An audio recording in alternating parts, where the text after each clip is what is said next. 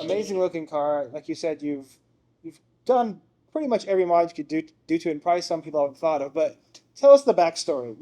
You love this car since you were a kid. You had the poster on your wall.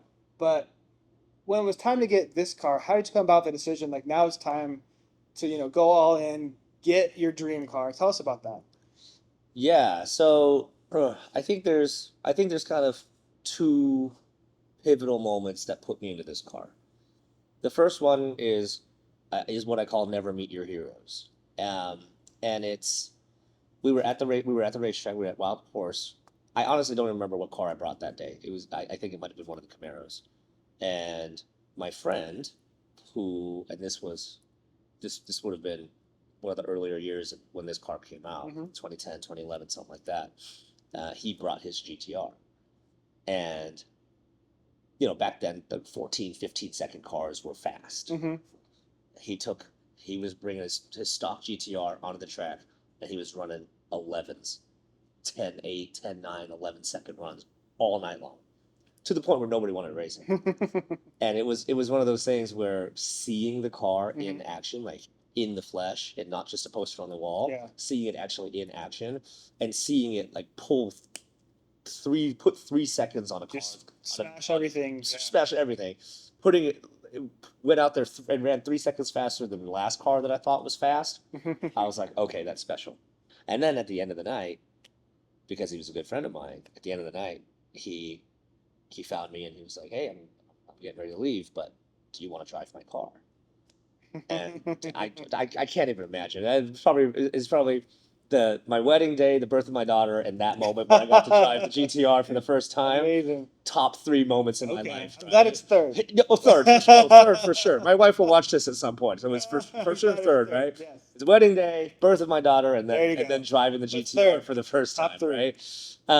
And I got out there and he let me rip it around a little bit, and then we get out to this little kind of dirt. It's not a dirt road, but it was a small strip of road in between dirt. Hmm. He's like, "All right, let me show you how to launch it." I was like, "Okay." And the first he showed me R off. I specifically remember him telling me, he goes, "When you get your GTR, when you do this, it voids the warranty." When I launched that GTR, I was all smiles, and I just remember I just remember at that moment I was like, I'm gonna own one of these one day. And that was a really big pivotal moment Hmm. for me. Oh my gosh. Owning a GTR, just getting it is hard enough. But tell us a bit about kind of, that's only acquiring it is only half the battle, right? It's that's the easiest part. Yeah. That's the easiest part. The bank won't give you a loan on a transmission, Right. right? They'll give you a loan on a car, but even now it's actually harder to get loans on these cars because they're dating so far back, Yeah. right?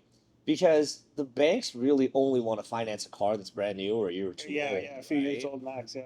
But if you go to the bank and say, "Hey, I want a 65, $75,000 car from 2010," Yeah. 13 years old. Yeah. right? They're gonna go. And you're going to bring that with, and you're going to bring them zero money down, and you're going to bring them like a decent credit score with no money down. They're going to look at you funny, Yeah. right? So even now, these cars they're harder and harder to finance. But what I have found, and I've run into this plenty of times with my friends, my really, really good friends Hmm. that are in the GTR group. They'll be driving their car, clutch baskets will go out, completely bricks the car, and it's $6,000 if you want it fixed. It's $20,000 if you want to upgrade the transmission. Hmm. So that's something that I wish people knew because I think the GTR has this moniker of affordable sports car, or affordable supercar, Supercar. Yeah. right? Yeah. Like, I'm gonna buy this GTR and I'm gonna go gap Lambos, right? Which is Hmm. like, okay, fine. Like you can get into the car relatively cheap, but what people don't understand is the block is if you want to buy a block, it's $15,000. If you want to buy a new transmission, upgrade the transmission, it's $18,000 to $30,000.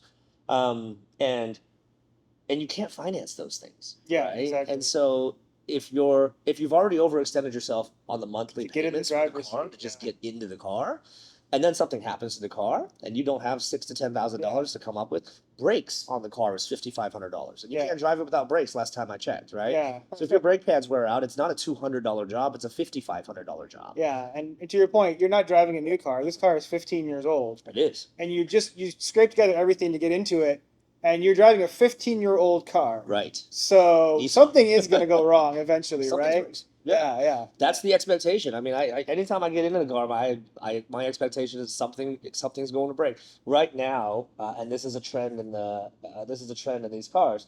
Right now, the head units, the old head units, are getting really old. So digitizers are going bad. I get little phantom button pushes and stuff where I'll be cruising along, and next thing I know, it's like the radio changes. It skips on me because it thinks I pushed a button when I didn't, right?